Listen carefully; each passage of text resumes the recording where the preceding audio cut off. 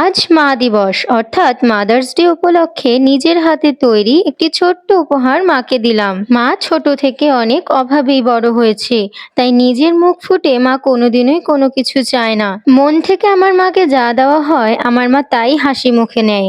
বিয়ে হয়ে যাওয়ার পর থেকে কোনো শখই তার কোনোদিনই পূরণ হয়নি, এমনকি ছোটবেলায় তার কোনো শখও পূরণ হয়নি। আমার মা উগ্র কখনোই কোনোদিনও সাজে না, তাই খুব সীমিত তার চাওয়া পাওয়া থেকে আমার মনে হলো তাকে বুঝি এই গলার হারটা সব থেকে ভালো মানাবে।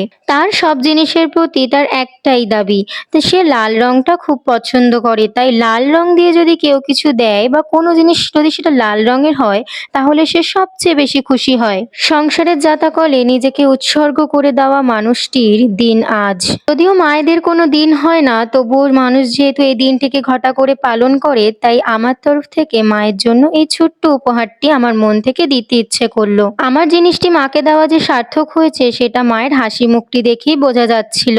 মা ছাড়া আমরা অসম্পূর্ণ, তাই মায়েদের দিন সারা জীবনই থাকবে।